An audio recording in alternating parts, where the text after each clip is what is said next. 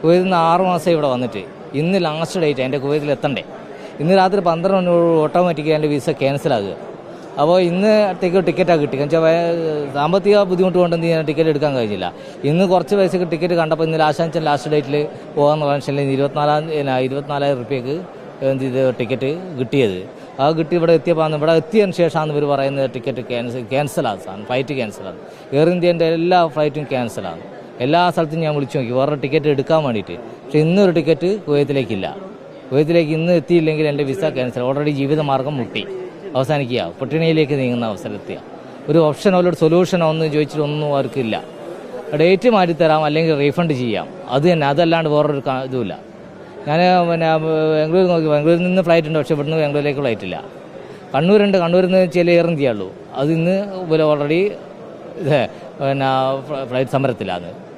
അങ്ങനത്തെ ഒരു അവസ്ഥയിലുള്ള അപ്പം ജീവിതമാർഗം എന്ത് ചെയ്യണമെന്നറിയാതെ ഇങ്ങനെ നിൽക്കുക. അപ്പോൾ റീഫണ്ടെങ്കിലും ചെയ്ത് കിട്ടിയാൽ ആ പൈസയെങ്കിലും പോവുകയല്ലാണ്ട് ഒന്ന് കിട്ടുമെങ്കിൽ അത് നല്ലതെന്ന് വിചാരിച്ചു തുടങ്ങി നിൽക്കുക. അവർ സാറോട് പറഞ്ഞിട്ടുണ്ട്, അയാൾ നോക്കട്ടെ എന്ന് പറഞ്ഞിട്ടുണ്ട്. അത് തന്നെ ജോലി പോയി നല്ല വിസ തന്നെ പോയി. ഇനി വിസ എടുക്കാൻ കഴിയില്ല. പുറത്തേക്ക് ഒരു കുവൈത്തിലേക്ക് ഒരു വിസ എടുക്കണ വലിയ തുകയാണ്, ലക്ഷങ്ങൾ വരും. നമുക്ക് എടുക്കാനാകില്ല. മാത്രമല്ല ഇത് ഓട്ടോമാറ്റിക്കലി ക്യാൻസൽ ആയതുകൊണ്ട് തന്നെ 2 വർഷത്തേക്ക് വിസ കിട്ടുകയില്ല, എടുക്കാൻ കഴിയില്ല. നമുക്ക് എടുക്കാൻ അല്ലാണ്ട് തന്നെ ആകില്ല, സാമ്പത്തിക കൊണ്ട് തന്നെ എടുക്കാനാകില്ല. ഇത് ഇവരെ കൊണ്ട് എയർ ഇന്ത്യനെ കൊണ്ടുണ്ടായ ഒരു നേട്ടമാണ് ഇത് ഉണ്ടായത്, നമുക്ക് ഉണ്ടായത്. കോട്ടം എന്ന് പറഞ്ഞിട്ട് കാര്യമില്ലല്ലോ. ഇവരെ സമയം ഷെഡ്യൂൾ നമ്മൾ നേരത്തെ 2 ദിവസം മുമ്പേ അറിയിച്ചിട്ടുണ്ടെങ്കിൽ നമ്മൾ വെറുതെ ഫ്ലൈറ്റ് നോക്കിയിട്ട് ഇങ്ങനെ കയറിപ്പോവും. ഇത് എത്ര പൈസ മുടക്കി നമ്മൾ പോവുകയല്ലേ, നമ്മളൊരു വിസ നഷ്ടപ്പെടുകയല്ലേ. ഇത് ഈ സമയത്ത് ലാസ്റ്റ് ഘട്ടത്തിൽ പോകേണ്ട ടൈമിൻ്റെ 1 മണിക്കൂർ മുമ്പ് ഞങ്ങൾ 3 മണിക്ക് നിങ്ങൾക്ക് മെസ്സേജ് വിട്ടിട്ടുണ്ടെന്ന് പറഞ്ഞേ. കുറച്ച് 3 മണിക്കുമ്പോൾ ആരെയും മെസ്സേജ് നോക്കുമോ? ഒരു സമരം ചെയ്യുന്നത്, നാട്ടിലൊക്കെ ഒരു സമരം ചെയ്യുന്നത് 2 ദിവസം മുമ്പ് നമ്മൾ പോലീസ് സ്റ്റേഷനിൽ റിപ്പോർട്ട് ചെയ്യലേ.